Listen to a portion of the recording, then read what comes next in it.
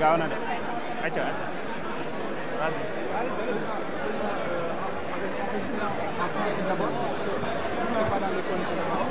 wolof rek laay def.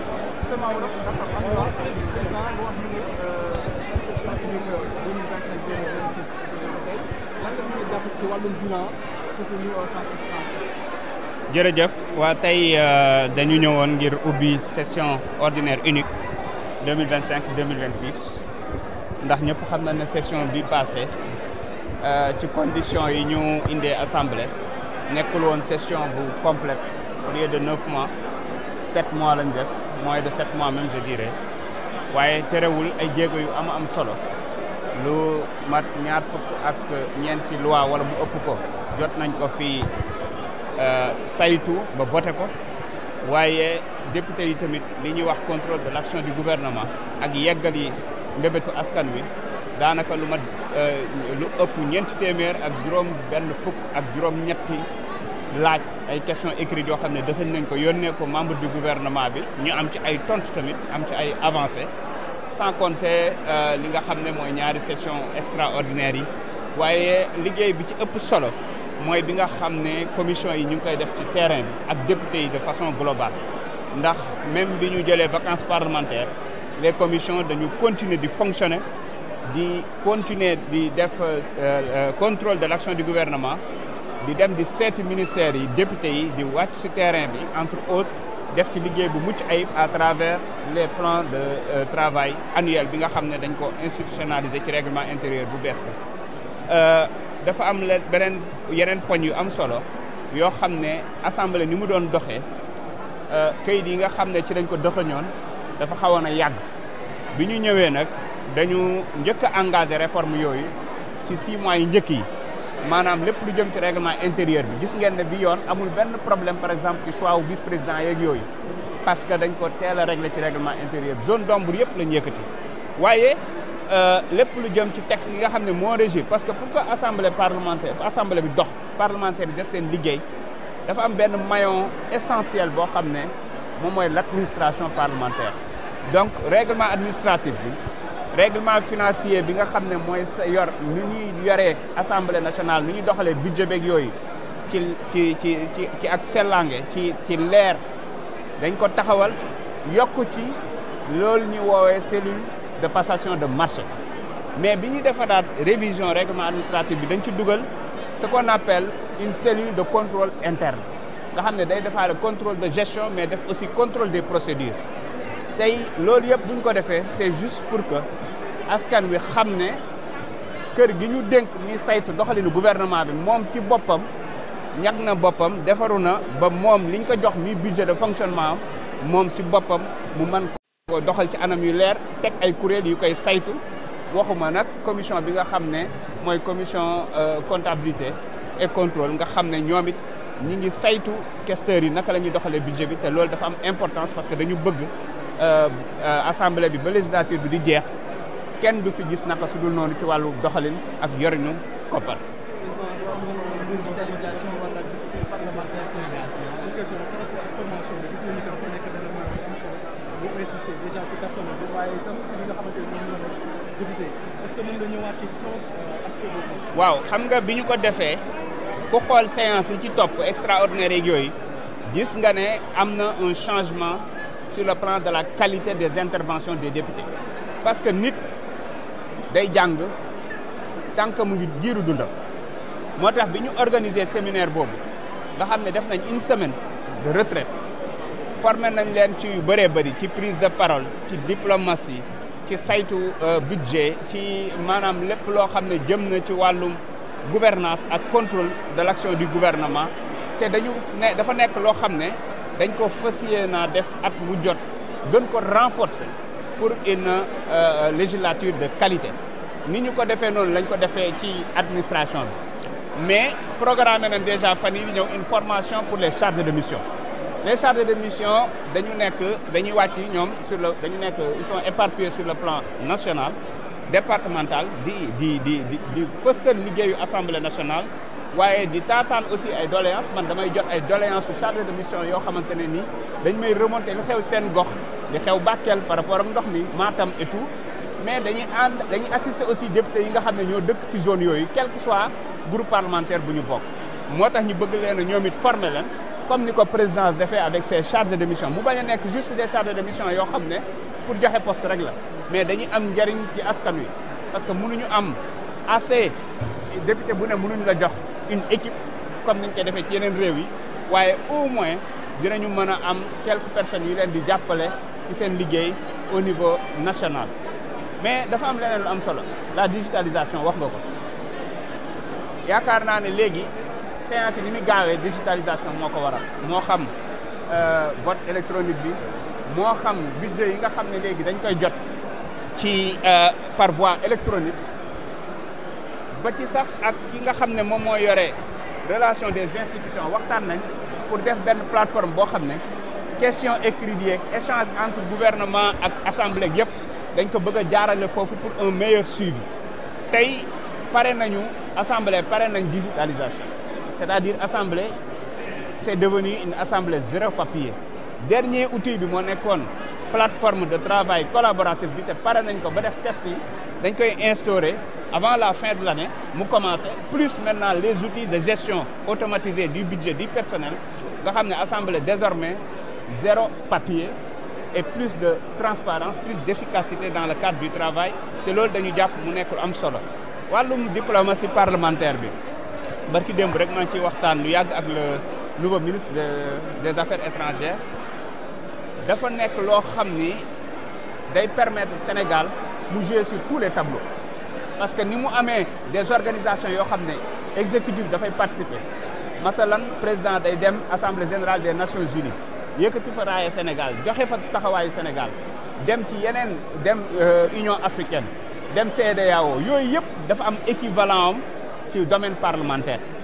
donc buy demee foofu ñun dañuy dem par exemple Genève bu ñu fa demee dans le cadre de l'UIP ci congrès wu Nations Unies ci boppam lañ koy defee parce que UIP mooy Nations Unies wu parlement yi noonu lañ ko amee ci CEDEAO noonu lañ ko amee ci parlement panafricain bi nga xam ne moom moo tolloog Union africaine noonu lañ ko amee ci beaucoup d'autres 8 organisations la de façon globale mais la relation bilatérale nga xam ne dañuy invité aussi ay suñuy naataango ak ay groupe ñuy ñëw Sénégal bu ñu ñëwee dinañ fi bàyyi koom dañuy ñëw ak seen i délégation waaye bu ñu ñëwee dinañu gën a dooleel relation suñu dëkk ak dëkk parce que relation pour mu am doole en marge de li exécutif bi di def il faut que population yi duggante te loolu parlement yi ñoo ko mën a assurer mais il faut aussi ku nekk di inspirer ci sa morom ci say loi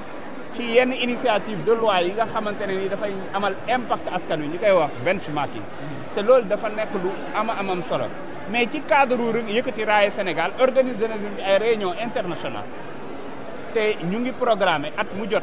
ñu accueillir au moins une réunion internationale parce que Sénégal dafa war a nekk plateforme des forums des rencontres internationales ndax koom lay indi soo jëlee lu mel ni forum Invest bi passé boo jëlee lu mel ni Africa Food System Forum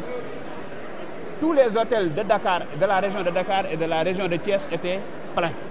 sans compter maintenant lépp lu ñu fiy bàyyi ci wàllum dépense loolu dafa nekk réew mu mel ni Rwanda ak réew yoo xamante ne nii yu mel ni Kenya ak yooyu ak Éthiopie dañ ko def même un modèle économique genre tourisme des affaires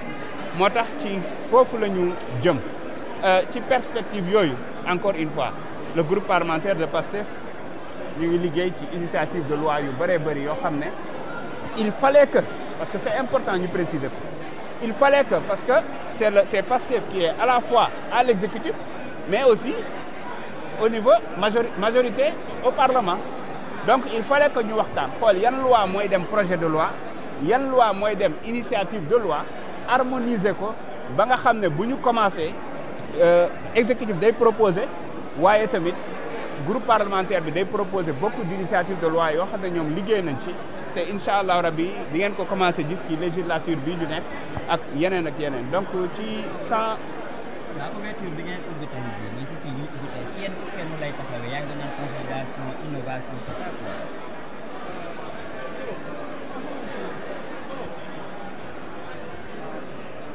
waaw xam nga dafa am solo yaakaar naa ne annoncé nañ la couleur ci bii passé bii passé il fallait que ñu def les réformes qu'il faut pour que assemblée mën a liggéey ci efficacité ci transparence ci rigueur réforme yooyu daanaka 80 wala 90% yi pare na. Je donne un exemple ci cadre réforme yooyu lañ installé ce qu'on appelle un comité permanent de suivi évaluation des politiques publiques parce que bu njëkk amul woon ba ak méthodologie bi parce que assemblée musul jouer rôle boobu depuis 2016 te rôle boobu moom moo ñuy fanqal lépp lu jëm ci wàllum projet grand projet yi nga xam ne day am ay corruption day am naka su dul noonu wala day nekk sax ay projet yoo xam ne du am impact bi war ci population bi.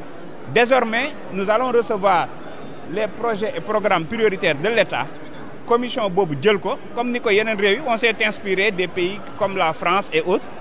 daal di koy jël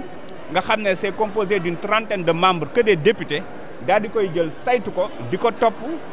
di wàcc ci terrain bi di suivre l'impact réel de ces grands projets yi nga xam ne par exemple exécutif mu ngi koy waaj a lancer ak yi nga xam ne ñoo nekk en cours. Donc toutes ces choses-là feront que Assemblée nationale dinañu am bien sûr dinañu jàppale gouvernement bi ci loi yi mu bëgg a voter yëpp parce que bëri na ay lois yu ñu bëgg a voter ci cadre réforme yi ñu nekk di def te paregul mais dinañ jël ay initiative de loi yoo xam ne dañ ko boole woon ci suñu programme bi ñuy laaj réew mi mu nekk ci projet PASTEF nga xam ne liggéey bi ci war groupe parlementaire bi ñu ngi koy def ak le bureau de PASTEF mais dinañu aussi fexe ba gën a yëkkati raaye Sénégal sur le plan international inspiré wu ci lañ fay def fexe ba def la domestication de par exemple toutes les lois yi nga xam ne jël nañ ko sur le plan de l'Union africaine entre autres nga xam ne moo ñu dajale woon Afrique du Sud récemment et tout ça ça permettra quand même que assemblée wane beneen xar-xam tey attractivité bi assemblée am c'est parce que askan wi ñi ngi ciy gis seen bopp chaîne parlementaire bi nga xam ne proposition de loi bi pare na te dinañu ko voter balaa fin de l'année chaîne parlementaire boobu dina gën a matérialiser l'accès à l'information mais dina gën a jegele aussi li nga xam ne moom mooy assemblée nationale ak population yi donc il y a beaucoup de perspectives yoo xamante ne nii ñu ngi ñëw incha allah rabbi te jàpp naa ne askan wi dinañu gën a yëg seen bopp ci doxalinu assemblée nationale. lu am solo la octobre rose lu am solo la. waaye je pense que wax naa ko ci sama discours en wolof. waaw wax naa ko ci sama discours octobre rose am na solo c'est vrai. moo tax tey ngeen gis assemblée nekk pratiquement une assemblée rose je peux le dire ainsi parce que tout simplement xam nañu fléau boobu li mu nekk di ko def ci askan wi sànq benn am na ko ne ma novembre rose war na am parce que cancer prostate ak yooyu tamit mi ngi sonal góor ñi mais sensibilisation ak dépistage précoce ak yu ni mel ci loolu la ñu war a gën a yëngu jàpp ci assemblée nationale dina ci gën a jàpp encore une fois dinañu recevoir l'ISCA donte ñu ngi leen di jàppale sax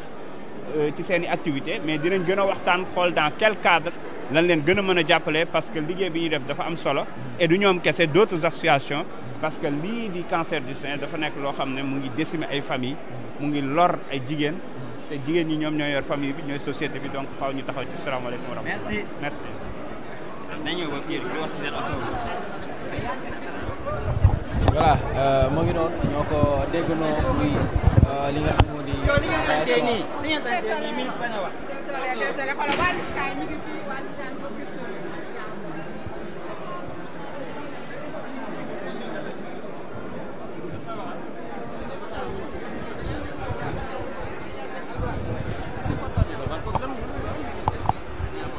jërëjëf Mouhamed fàttali internautes yi nga xam ne ñoo ñu bàyyi xel